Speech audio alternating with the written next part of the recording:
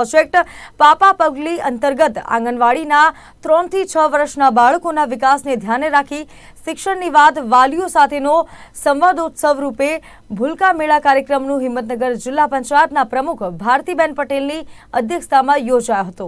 બાળકોના સર્વાંગી વિકાસ માટે વાલી સાથેનો સંવાદ ઉત્સવ ખૂબ જરૂરી બની જાય છે।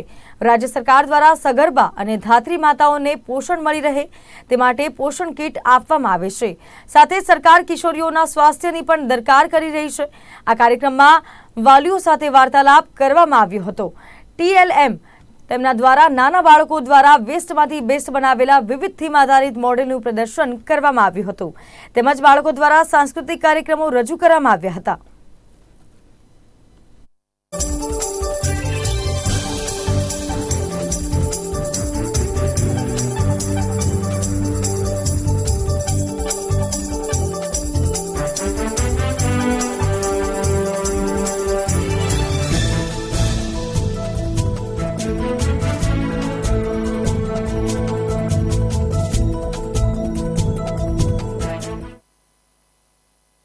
તેમાં હિંમતનગરમાં અહીંયા આજે ICDS વિભાગના કર્મચારીગણ અને ભૂલકાઓની માતાઓ એટલે ભૂલકાઓની માતાઓ અને એની સાથે કર્મચારીગણ સાથે બહુ સરસ મજાનો ભૂલકા મેળો યોજાયો। એમાં જે ભૂલકાઓમાં રહેલી કલાકૃતિ પણ અમને બહુ સરસ જોવા મળી સરસ રીતના।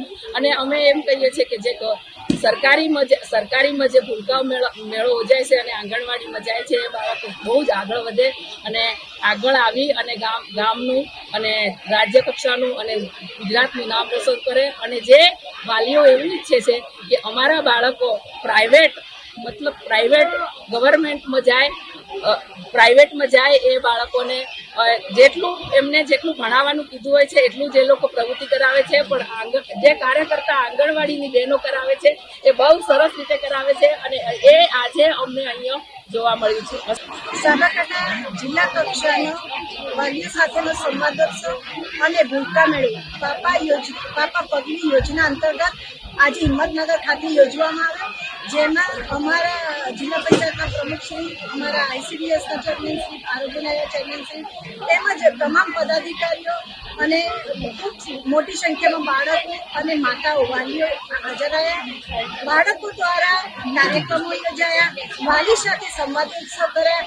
ખૂબ બધા વાલીઓ જણાવ્યું કે અમે આંગણવાડીમાં પોતે જઈને અને બાળકો સાથે શું પ્રવૃત્તિ કરાવે છે એ અમને અમારું ધ્યાન છે એ જણાવ્યું અને બાળકોને ખૂબ સારા કાર્યક્રમો કર્યા। આંગણવાડી કાર્યકર બહેનો બાળકો દ્વારા અને અમારા પાપા પગલી ટીમ દ્વારા TLM 17 થીમ પ્રમાણે બનાવે છે, જે આજે આ બધા બહાર લગાવેલા પ્રદર્શન સ્ટોલમાં આપ નિહાળી શકો છો।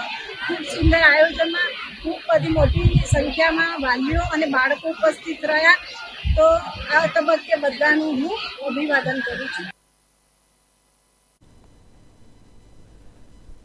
સમાચારોમાં આગળ વાત કરીએ તો રાજકોટ જિલ્લાના જેતપુરના ચાંદની ચોકમાં એક વ્યક્તિ પર તલવાર વડે હુમલાની ઘટના પ્રકાશમાં આવી છે।